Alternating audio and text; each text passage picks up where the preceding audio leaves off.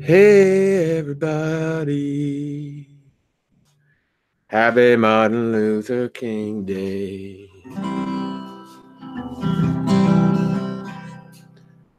Cause it's the same old crap in the news. Yeah.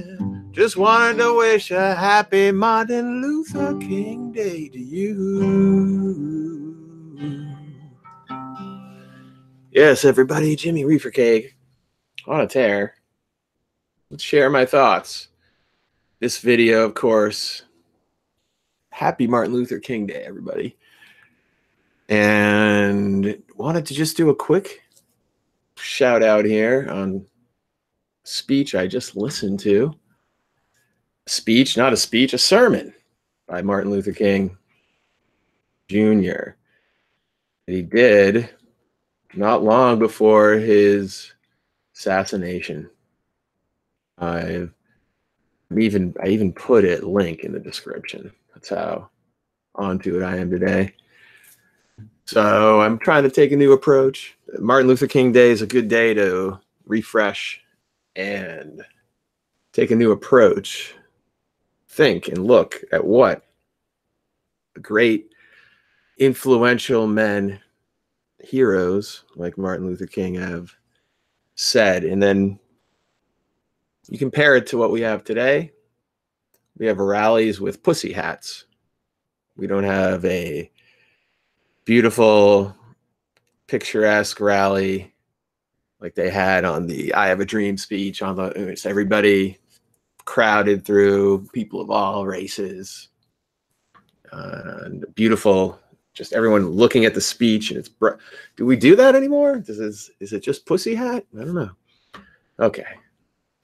So the cool thing about it was this sermon. I'm going to just hit a couple of the surprising cool points. First of all, in a general point, kind of cool how Martin Luther King Jr. would give a sermon that has scientific, like psychological quotes, sort of like all throughout this one. He'll say things that are from science or human study of humans. He starts it out by quoting from the Bible, a story where people are talking like to Jesus, basically saying, "Who's going to rule this place? I'm going to be the king. I'm going to be, because we're going to be, we're in the group with Jesus, so we're going to carry it." And Jesus's point, he goes, "But so shall it not be among you. But whosoever will be great among you shall be your servant. And whosoever of you will be the chiefest shall be servant of all." So it's basically saying that the winner, the leader, is actually the most submissive in a way by serving others only. You see? So it's basically, he's throwing this as a confounding answer to, first of all, you could say, "Fuck you, why do you want to be the leader?" But he's saying, you know what? You want to be the leader, you can be the leader, but you're going to be the greatest servant. Isn't that a contrast between the way we think about things today? It's funny. I believe that when you hear a really good politician, though, they show off that vibe, okay? Of course, Donald Trump doesn't really, even him, he's probably pretending he's a servant of all as opposed to the corrupt politicians, because they're all, imagine that. So anyway, just going to zoom through. I'm looking at the text here, this incredible sermon, which you can listen to as well. So yeah, I kind of said, you'd think, condemn them, the ones who wanted to be the leaders. And yet you think about this, everybody wants to lead the pack. He says that everybody has an instinct, quoted out of science, the drum major instinct, that the psychologist had said, that Freud said that sex was the ultimate driver. but this drum major instinct to be the most leading the way, you could say the most out ahead, in a way the most popular, the one that people are following, because people are always moving around. um, so there's a struggle to see who's going to be the leader. That's an instinctual, like people are moving in their minds all the time, and so people want to be the leader of that motion in the mind. And then that even relates to Michael Brooks and me.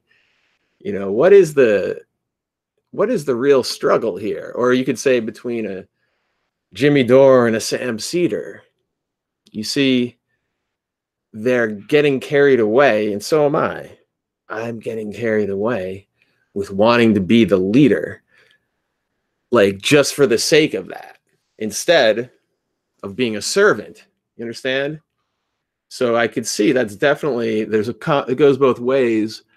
But you look at like Brooks, he sees that I'm trying to be a leader and by picking new thoughts and being ahead all the time, because pushing ahead and knowing more and all that, and being smarter, being more clever, having a sense of what's going to happen in the future.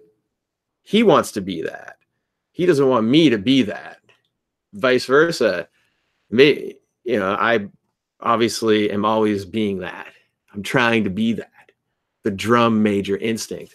So if you think of if you read the whole thing or listen to the whole thing, the total entirety of it is that this instinct can run wild and do horrible things, even though it's a natural thing that we need to progress as humans. You always need leaders taking the leadership way. But what it becomes, the instinct, he talks about how it shows itself in a way. One interesting way is in just consumerism. Like being a leader means I have the best car, or I have the best house. That's the instinct, to be the leader in a financial way, when it's not even about how much you got in the bank, it's how much you show or feel in society. And in that respect, in this sermon, he said things that almost, is like a self-help sort of oh no, Jimmy's gonna have to pause for, be right back.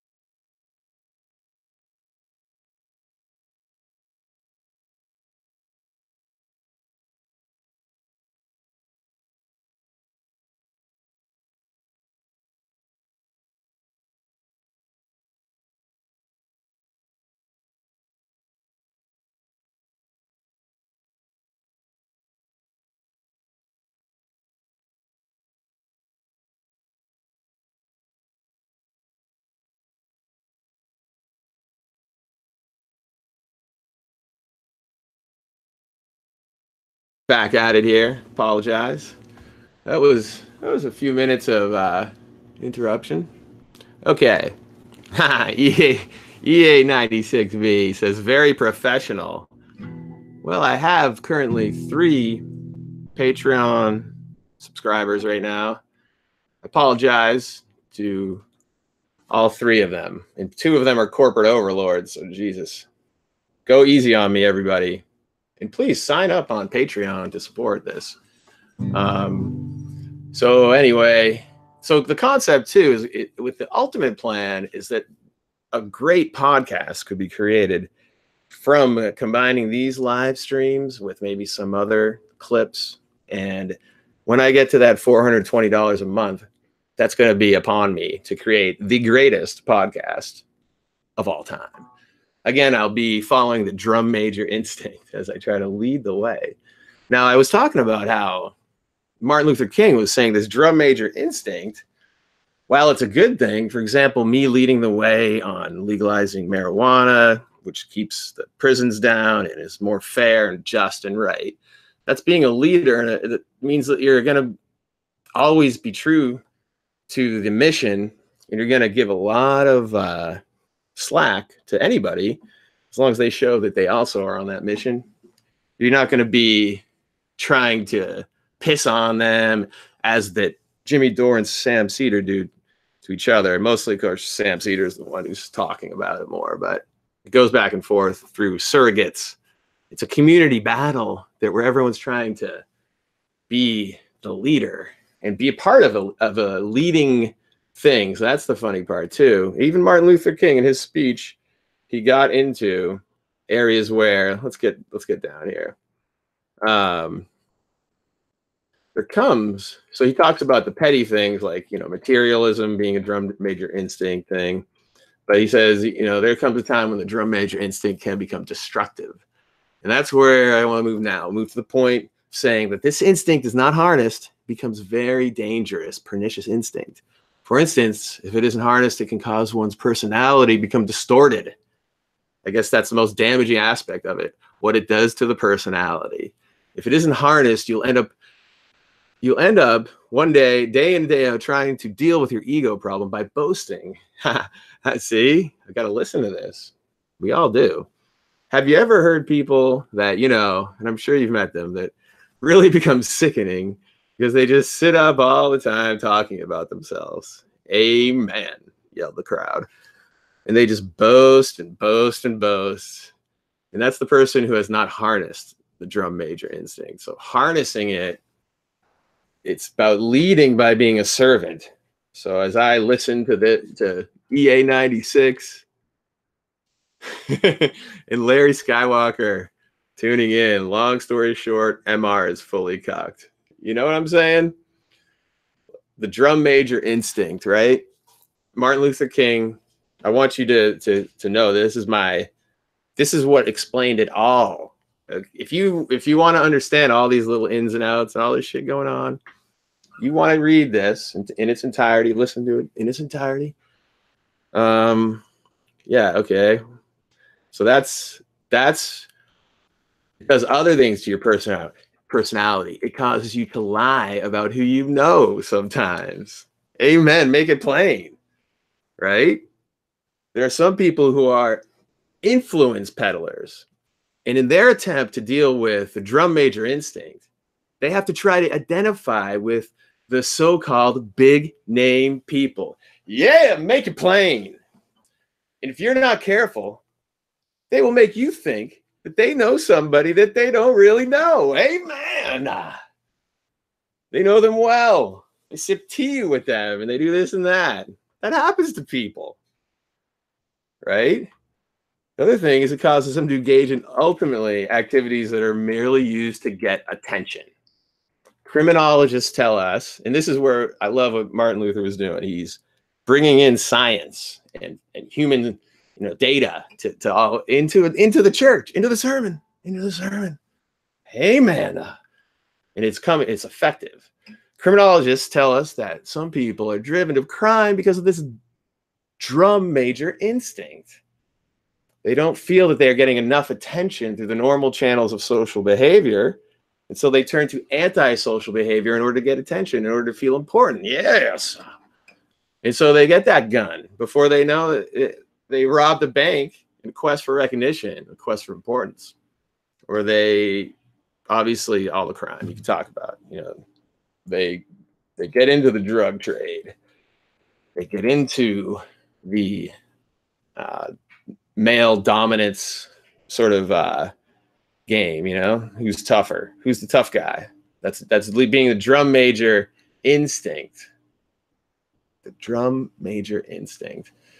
The interesting thing about it is how we can, when I listen to this sermon, reading through it, is it it puts everything into this same basket of the drum major instinct, so you can feel a commonality, even to criminals or to people who spend too much. Definitely, I've been there, still paying off debts or whatever, spending a lot of money. Maybe that's because I wanted to be the leader in having cool stuff, right? And I let it get out of control. So let's see here.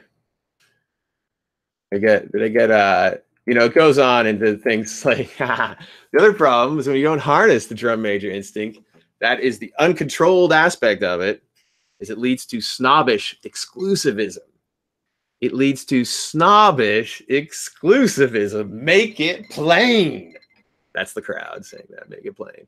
And you know, this is the danger of social clubs and fraternities. I'm in a fraternity. I'm in 2 or 3 sororities for all these, though. I'm not talking against them. I'm saying it's the danger. The danger is that they can become forces of classism and exclusivism, where somehow you get a degree of satisfaction because you were in something exclusive. The exclusive club. I'm adding that now. Just pause there. All right. And that's fulfilling something, you know, that I'm in this fraternity. It's the best fraternity in the world. And everybody can't get into this fraternity. So it ends up, you know, a very exclusive kind of thing. Wow. I should just repeat that paragraph again, but I'm not going to, guys. But did you hear what I just said? Doesn't that relate? You see what's going on? Exclusive clubs. Exclusive. And you know that can happen at the church, he says.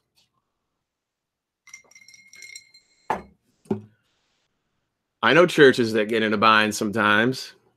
Amen. Make it plain. I've been to churches, you know, and they say, we have so many doctors and so many school teachers with so many lawyers and so many businessmen in our church. And that's because doctors need to go to church, and lawyers and businessmen, teachers, they ought to be in church. But they say that. Even the preachers sometimes will go on through that. They say that as if the other people don't count. Amen. You see, in the church is the one place where a doctor ought to forget that he's a doctor. The church is the one place where a PhD ought to forget that he's a PhD. Yes, sir. The church is the one place the school teacher ought to forget the degree she has behind her name. The church is the one place where the lawyer ought to forget he's a lawyer, and so on. Church, exactly. Little more than a social club with a thin veneer of religiosity. Thank you. Got to get better at these fancy words when you're doing your Martin Luther. All right, so it's insane. It's so true. Such wonderful words from great man. And hypocrisy is hypocrisy. Christianity. Just think about this too. You see what he does in this speech, and who is doing this now? Where is it?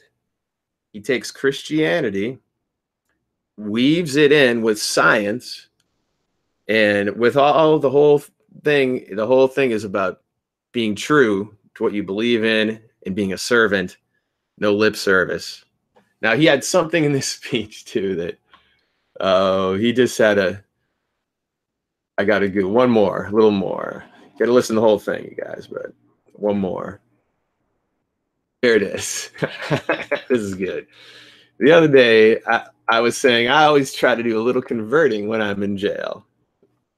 And when we were in jail in Birmingham the other day, the white wardens and all enjoyed coming around to the cell to talk about the race problem.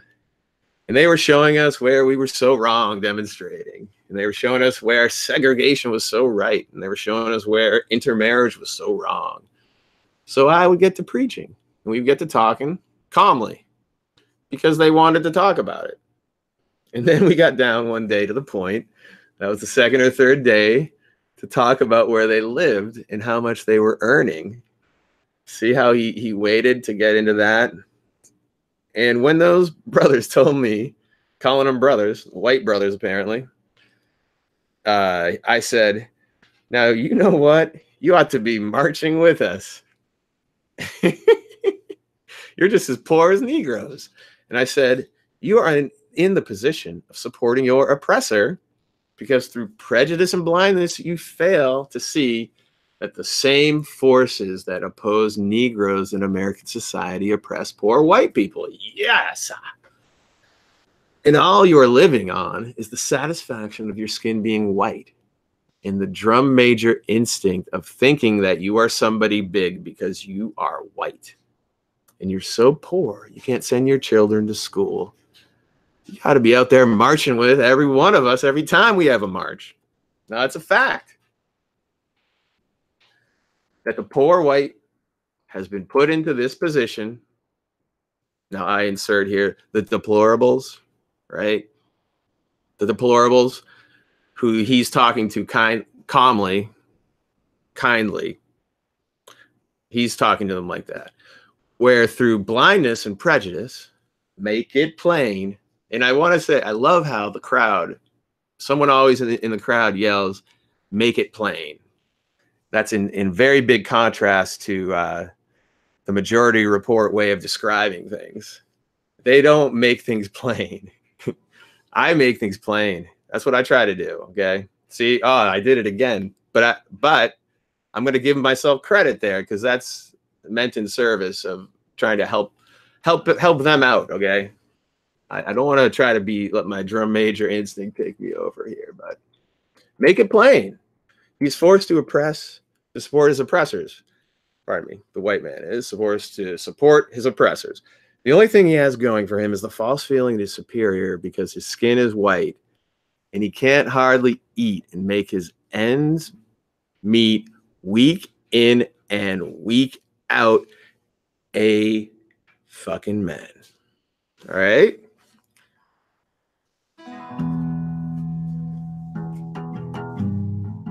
Goes on and on. What a great, great sermon. Very, very amazing. And so check that one out. And this is the kind of things that people say who are real leaders, who are able to be the tightrope of being a servant, 100% servant, but also being a leader. That's what I want to do. That's the kind of way I want to run my channel, my podcast. And my interactions have been a little out. All I can say is that I want to try to control my drum major instinct in some of the ways. And then when I see other people who can't control their drum major instinct, I think it's more helpful to simply say, so instead of getting more, I don't know, it's frustrating or whatever, like further making it worse. Is that a way to put it? Is one way to not do is just say, this guy just has a big drum major instinct. He's having trouble controlling it. So that would be what I'm going to try to say about people who, like, human beings are robots to some extent. They can be like, you could put formulas together that would describe interactions with words on Twitter or on, like, the concept of a bot on Twitter. People can be that too. And then, of course, robots can also turn into humans. That's right. Robots can turn into humans. Now, Martin Luther King, amazing man. It's hard to say happy because it's like a guy who died doing a great job, and then it was taken too soon, and we need another one. And I'll be the first to say it's not me, but what I am is like a little tiny piece of MLK in me. And all of you now have a little piece. If you think about it going a little further than just the I Have a Dream speech, I want you to go and check out this The Drum Major Instinct sermon by Martin Luther King. Become more informed and smarter, and then maybe a little more, I don't know, righteous. Let's be righteous, right? Martin Luther King was a righteous guy.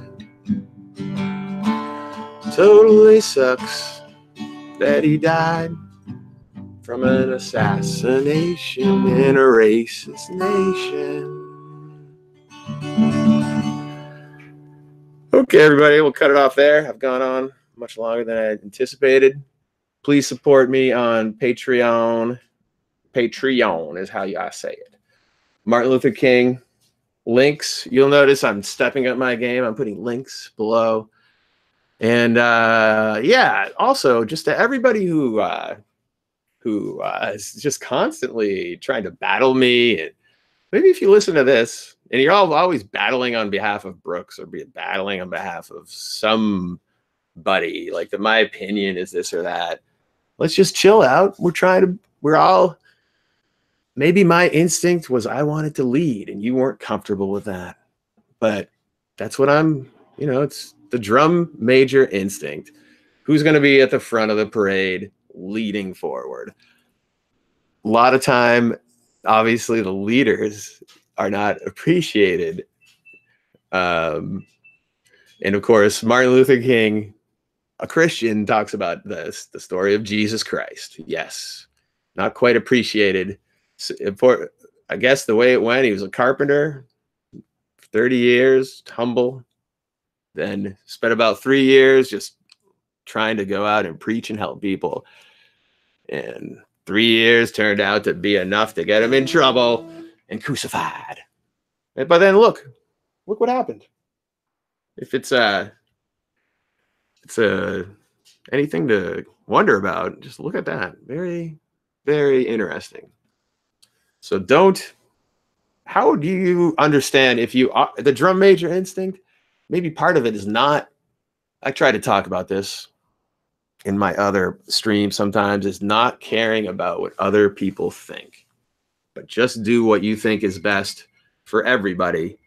That, my friends, is my best way to do. So I'm not going to change my best, what my best effort is and my best analysis is. I'm not going to change it, but I'm going to do it with everyone else in mind. Everybody, peace. I'm going on, and this is really going, we got to go bye-bye. Martin Luther King, peace.